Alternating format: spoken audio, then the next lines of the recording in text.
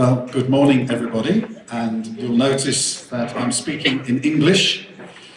So the translators, I'm very grateful to Dimitri and Vadim in the interpreter's box. If you need headphones, then I think some of those are available. And I'm speaking again tomorrow afternoon at the end of the conference. So if you need headphones for tomorrow, please make sure you have them. I'll try to speak more slowly and more clearly, but I do appreciate the opportunity to speak English. Thank you very much. And so, colleagues, thank you also for inviting me to this conference, the 11th Project Management Conference. I was here previously, I think 3 years ago, and the conference is bigger and more successful. And it's a great opportunity to be here and share with you. The weather is as cold as it was 3 years ago, so I wish the organisers would arrange their conferences not in December, but then it's always good to be in Moscow, so thank you for the welcome.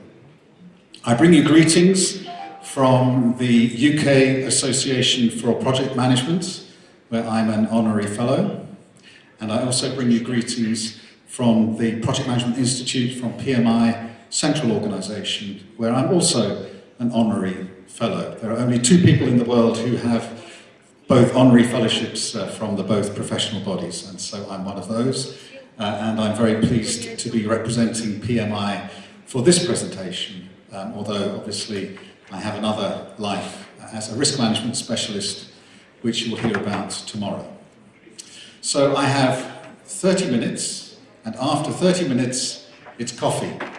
And so I want to be sure that I stick to time, and I know we would all value a nice cup of coffee after an interesting morning. But I've had the benefit of Dimitri and Vadim's interpretation during the morning, and I've enjoyed the panel and the previous sessions. Particularly learning about some of the things which are important to people in project management here in Russia. And one of the things that should be helpful to you is the new edition of the PMBok guide, the Project Management Body of Knowledge. And I've been the vice chairman of the project to update the PMBok guide from the 5th edition to the 6th edition for the past 2 years. And I'd like to share with you some of the changes which are coming in the next edition of the PMBok guide, which will be out next year. You'll appreciate it's a challenge to share with you in less than 30 minutes the results of a project which took more than 2 years. But I'm going to try very hard to focus on the things that I think you will find interesting. So the 5th edition has been out, the 5th edition of the PMBok guide has been there for 4 years. And you might ask the question, what's wrong with the 5th edition? Why do we need a 6th edition? That's a very good question. And there are 3 answers. One is that the PMBok guide is a standard. It's an international standard registered by ANSI, which is a standards institute. And ANSI requires that all of their standards are updated at least every 5 years. So we have to retain the registration as a standard, update the PMBok guide at least every 5 years. So we try to do it every 4 years. There's a second, more important reason than compliance, and that is that project management is advancing. And we heard in the panel some of those plots, some of those ideas or trends for how project management might move forward in the next few years. And certainly since the 5th edition was published, project management has matured further. We've learned more about how to do it well, and we want to embody that in the PMBok guide. The PMBok guide is designed to capture what is good practice on most projects, most of the time. And what is good practice has moved forward in the last 4 or 5 years. So clearly we want to update that. But there's a third reason why we should update the 5th edition, which is even more important than compliance and even more important than progress in the profession. And it is that project management is the way that we change the world. We change the world through projects. Projects are unique endeavours which exist to implement change, whether it be a small change in a business or a major change in government. And so if we can make our project management more effective, then we will be able to change things in a better way. And what we want to do by moving the PMBok guide forward is to make sure that we make project management better, that we make your lives easier as project managers, so that we can make better changes faster, cheaper, more effective, right around the globe.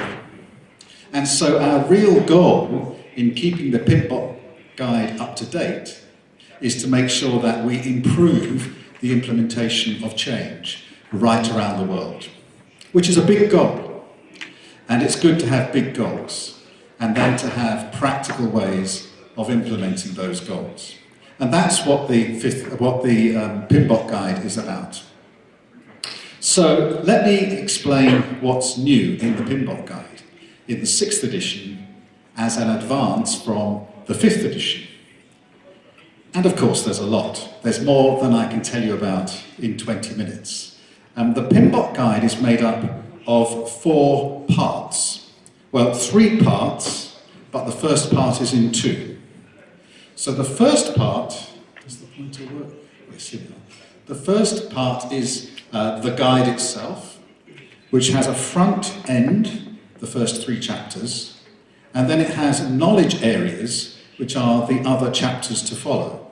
And each knowledge area is something like how we manage time, or cost, or quality, or people, or risk. So the knowledge areas describe a specific aspect of project management. And that is the main part of the PMBok guide. But there are 2 other parts. There's the standard. This is the part which is regulated by ANSI, the Standards Institute. And this is the part which captures what project management is for, why we do project management. And the PMBok guide, the main part of the guide, is how we do project management. So the what and the why are in the standard, and the how are in the guide. And in the 5th edition, the standard was an annex. It was Annex A1. It will still be an annex in the 6th edition, but it stands alone. It stands separate. So there is a single standard which summarizes all of the what and why of project management, and then we have the guide which tells you how. And the last part of the PMBok guide is in the back of the book. It's the appendices, which give you useful information like references and a glossary.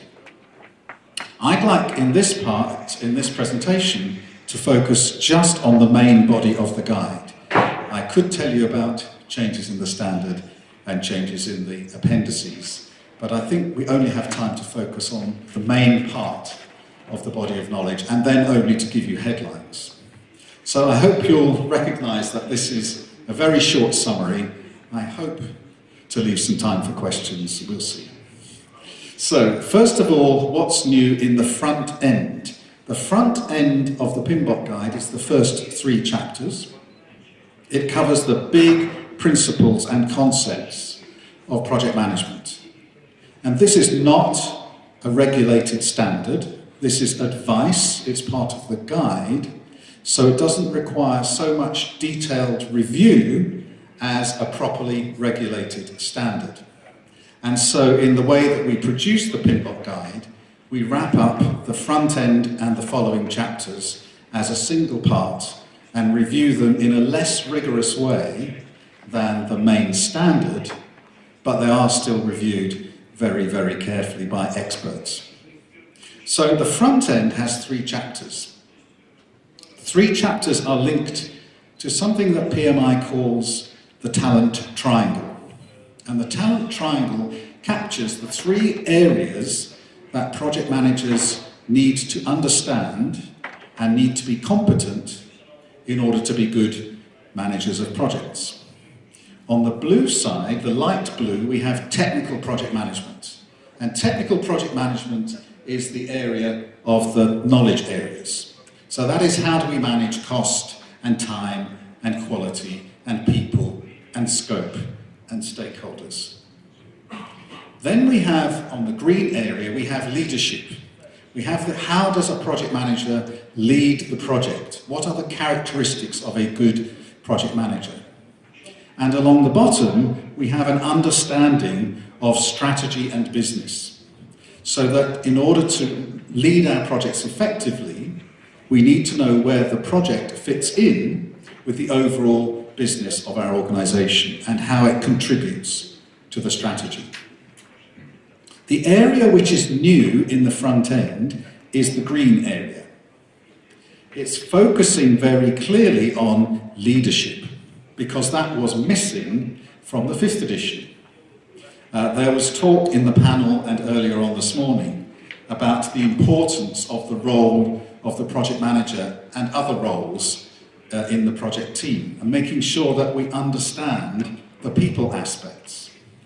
And so in this new chapter on the role of the project manager, we've made sure that we focus on the characteristics of a good project manager, which include technical characteristics and personal characteristics, like their attitude, like their values, like their morality, their integrity, their ability to lead and motivate others.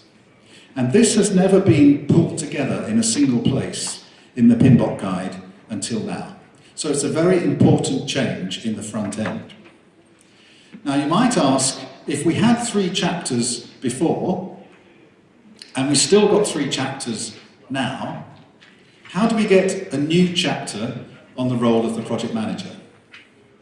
And the answer is that we've joined together, we've combined the material in the 3 chapters of the 5th edition into 2 chapters in the 6th edition, and summarised them and made them more concise, shorter. So we still have 3 chapters in the front end. The first talks about key concepts. The second talks about the environment of the project, which includes the business strategy, which includes the external context, which includes the stakeholders, which includes our regulatory constraints, and so on. But it also includes something else which was mentioned this morning, which is the relationship between projects, programs, and portfolios, because projects exist in that wider context. So that's all described in Chapter 2, and then Chapter 3 is how a project manager should be effective in leading the project team. And I think that's a very important refocusing of the introductory part of the PMBok guide, which hopefully will help people to understand what they're doing, the concepts, why they're doing it, the environment, and then how they as project leaders and project managers should lead their team to achieve the goals of the project. So that's how the front end is changing, and we've made good progress based on research and experience changing those areas.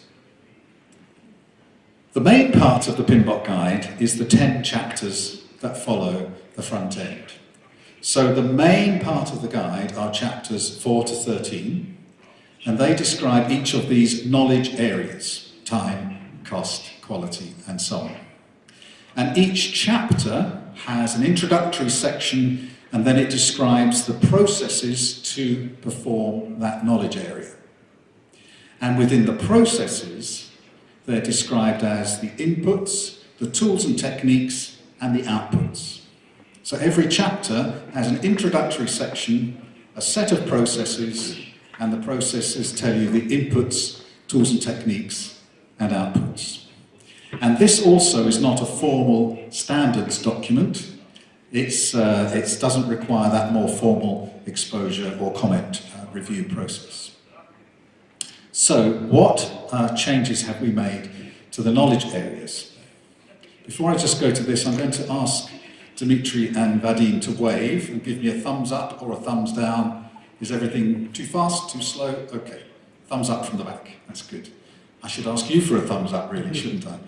But I'm not going to. Avoid the risk. So, how have we changed the main chapters? I told you that each chapter has an introductory section, and in the 5th edition, those are quite variable. So some of them are very short and some of them are very long.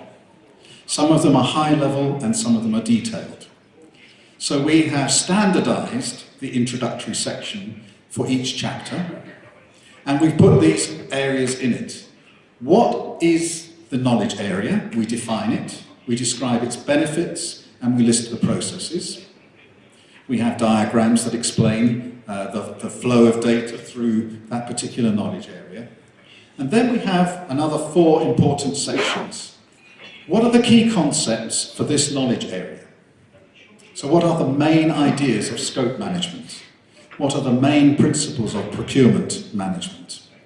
And that's a summary of the things that you really must know in order to perform this knowledge area effectively. So key concepts. Then we've recognized that project management is a developing profession and discipline. And so in each of the knowledge areas, we've described new things that are coming along.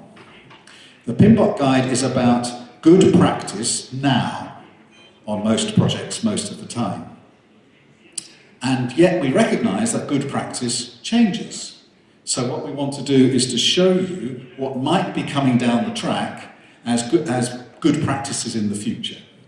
These might be things we find in the 7th edition, perhaps. Or if you're in a leading, innovative project leadership company, maybe you might be implementing some of these already. So key concepts and trends. The third area in every introductory section is something we also heard about this morning again, which is agile. The introduction of flexible methodologies. We call them iterative, adaptive, and agile environments. So not just agile particularly, but other types of incremental development. And so there's a description in every knowledge area about how you might change that knowledge area if we were in an agile project. So, for example, how do you do risk management for an agile project? There are some differences because we have a very short turnaround in each iteration of the agile life cycle, where we don't have time to have workshops and risk assessments and risk reviews and write reports. So how do we do risk management in an agile environment? That's described in this section of the introduction. And finally, we recognize that not all projects are the same. So some projects are big and complex, and some projects are small and simple. And it's very important that we don't treat the PMBok guide as a recipe book for every type of project. Everybody has to do the whole PMBok guide. That's not true. So we talk about tailoring, about adjusting the methodology to match your type of project. And in this section of the introduction, for each chapter, we present questions you should ask about tailoring scope management or cost management to your particular project. And we want to emphasize the fact that you can't just apply one single methodology for project management across all projects. So this gives us better consistency in the way that we describe or introduce each of the knowledge areas. And we think that's a helpful thing to do. The other thing we've done is grouped together the inputs and outputs and tools and techniques. So ITTO, inputs, tools and techniques, outputs. For the inputs and outputs, the 5th edition had long lists of project management plan sections and project documents. We've grouped those together under the heading of project management plan components and project documents. And then in the text, we list out what those things are. So we've tried to simplify the inputs, tools and techniques, and outputs description. And then we've done the same for the tools and techniques. The tools and techniques have been grouped under a number of headings. So previously, in the 5th edition, each of the tools and techniques was listed separately, and some of the sections had lots and lots and lots of techniques listed. And it looked like you have to do them all, but that's not true. So what we've done now is we've grouped them into these 6 areas, and then you choose. You have to gather some data. What techniques you use to gather data are up to you. You have to analyze that data, but you can decide how to do that. You have to represent that data when you're communicating to people, but you can choose different methods. You have to make some decisions, but how? So instead of telling you which techniques to use, we give you some examples and say, you choose, because it's your project and it has to be something which works for your project. And we've had some guidelines, which I'll explain in a moment. In terms of structural changes, we've renamed 2 of the knowledge areas. One of them was previously called human resource management, which is all about people, but we've recognized that there are other resources that projects have to manage. There's equipment, there's information, there's a plant, and so on.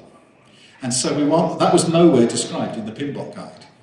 So we've broadened the sense of this chapter to cover people and other resources, and we've changed the title. The other one that we've changed is time management, because we cannot manage time. I only have another 10 minutes. I can't change time, I can't manage time and make it go faster or slower. Time just happens. And time happens on projects 1 second at a time. What we can manage is our schedule. We can manage what we plan to do within that time. We can set milestones and target dates. But time just happens. We don't manage the time, we manage our schedule to fit the time. And so we've renamed this, and of course the output from this knowledge area is the project schedule. So clearly it's schedule management. We've added 3 new processes. One is to recognise the importance of knowledge management. So we've got a process called Manage Project Knowledge, which is more than just lessons learned. It's about making sure that we capture the knowledge from people, that we embody it in a way that we can use again later, and we have processes for sharing that knowledge with the people who need to know. And that again is something completely new. Because we now have non-human resources, we need a process to control those resources, so we've added that. And there was a gap in the risk management chapter where we would analyse risks and plan responses and then monitor them and never do anything. We never had anywhere that told you to implement your risk responses. So a lot of people didn't, and then risk doesn't get managed.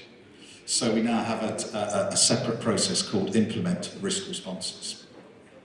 And then we've taken away one process to close procurements, because project managers don't usually do that. Usually there's a contracts department, or a procurement department, or a legal department who does that. On most projects, most of the time, the project manager does not close the procurements. So we've taken that process away. And then we've renamed some processes. This is a detail, I don't think you need to know this. But we've had some guidelines. The guidelines are these. It's good practice for most projects most of the time. So that means if there are special techniques which are only applicable to some projects some of the time, they're not in the PMBok guide. They might be in the trends and emerging practices, they might be in the tailoring questions, but they're not in the main guide. Then we've got the idea of what is currently being done, not what should be done. It's based on evidence, not my opinion.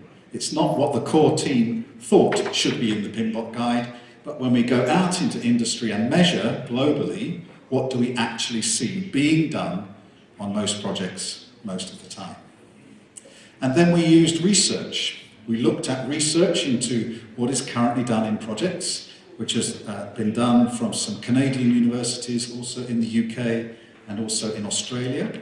And they've done global research into current best practice. And then finally, we've taken out descriptions in the PMBok guide of how you do some of the techniques, which you can find in a training course or in a textbook or online on the internet. Why should the PMBok guide repeat what's available elsewhere? We've tried to make it simple, we've tried to make it shorter, and we've definitely made sure that we include Agile where possible. So those were our guidelines for updating the content of the PMBok guide. I might just have time to very quickly run you through the 10 knowledge areas. It will be quick, and so if you want to talk to me for more details afterwards, please do. So, integration management. It's in the order that we find the chapters in the PMBok guide. So this is chapter 4.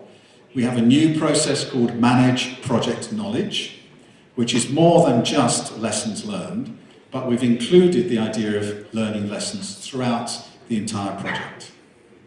For the next one, which is scope, we've made sure that we think about the project scope separate from the product scope.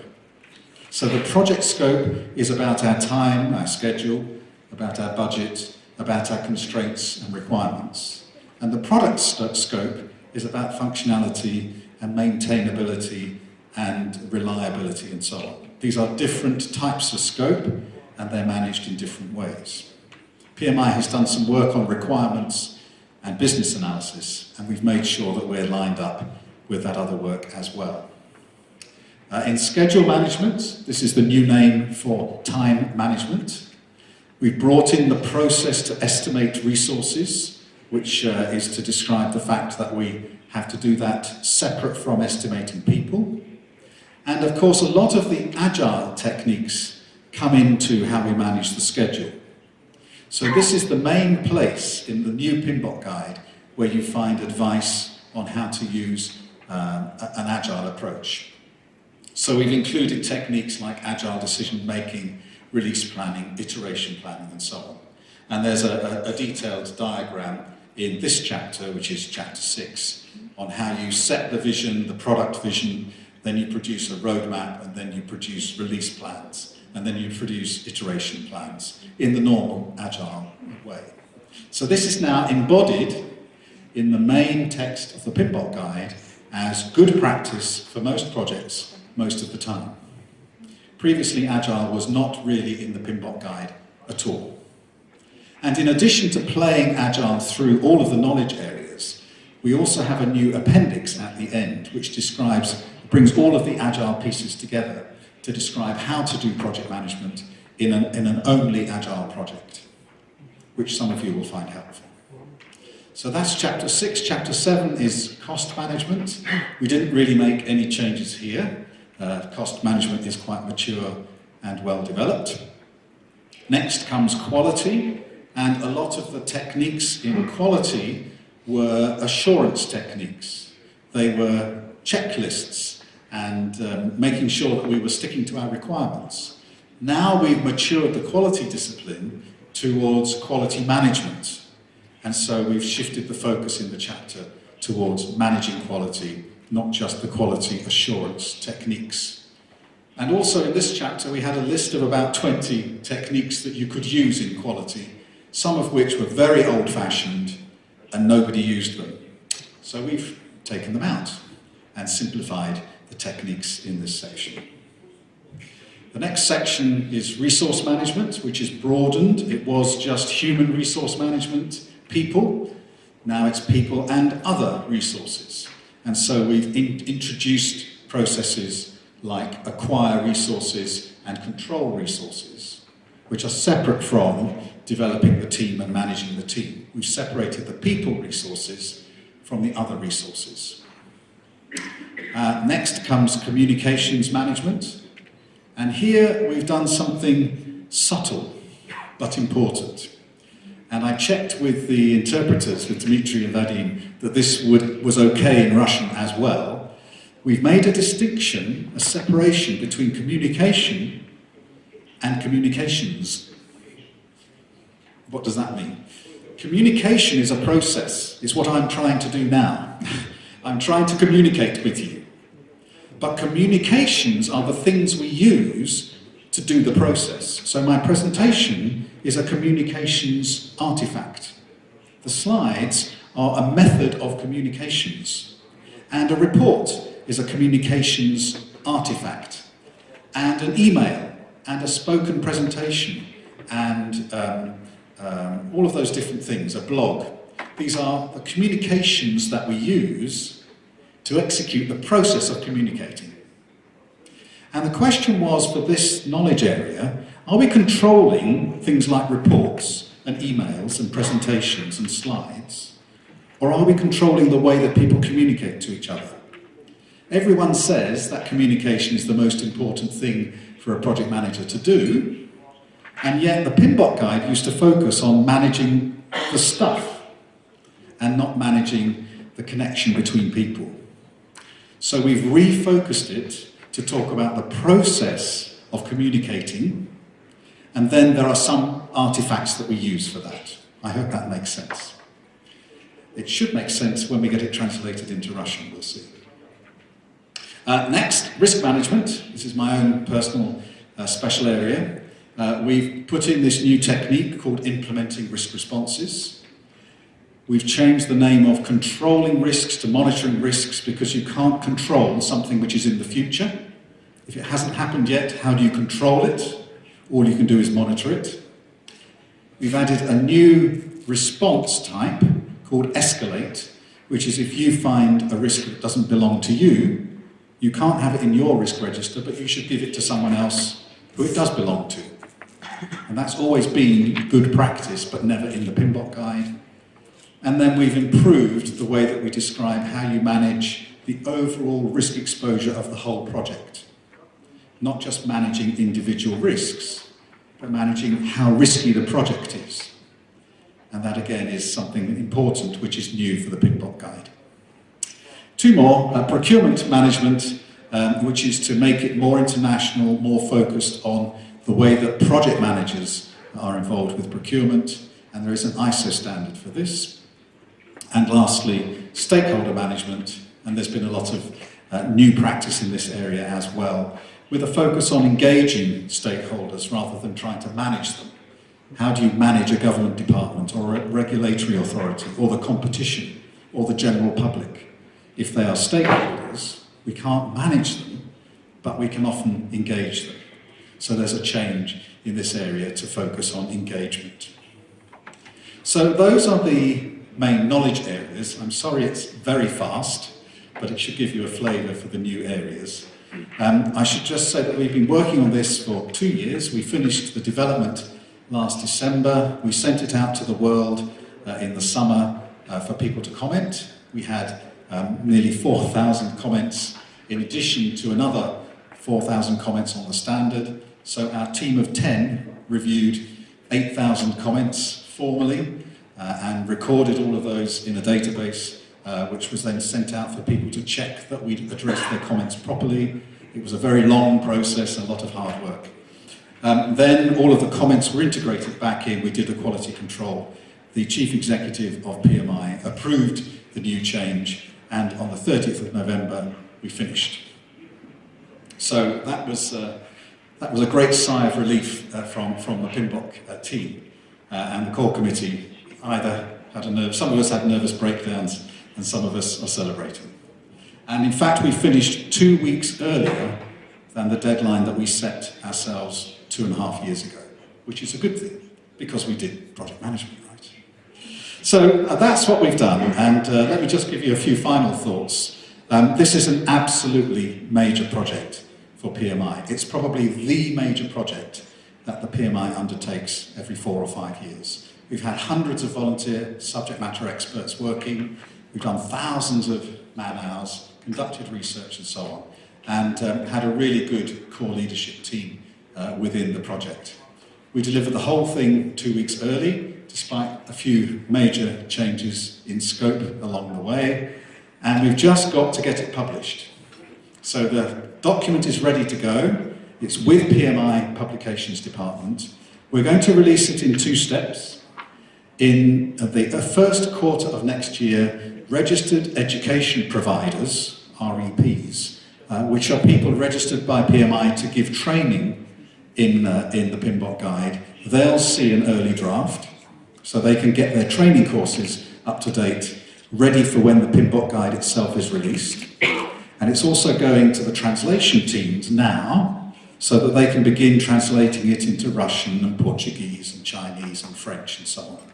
And that means that when we come to the end of the summer next year, we'll have all of the training courses updated, we'll have all of the languages available for release, and the whole thing will come out together. Whereas previously what we've done is we've released the English version, then the training courses come later, and then the translations. So we're trying to do the whole thing together. So you should see the Russian translation at the same time as I see the English version, which I think is right. So the PMBok guide is very, very nearly here. All of the work is done, and it will be coming very soon in next year, and I hope you enjoy it when you see it. I have gone over time, I'm very sorry, so probably not time for questions. I'm looking to Elizaveta. No, I'm afraid not. No time for questions. Okay. The slides will be available, of course, and I'm very happy to answer questions by email or over the coffee break, or I'm here for 2 days. So thank you very much for your attention and enjoy your coffee.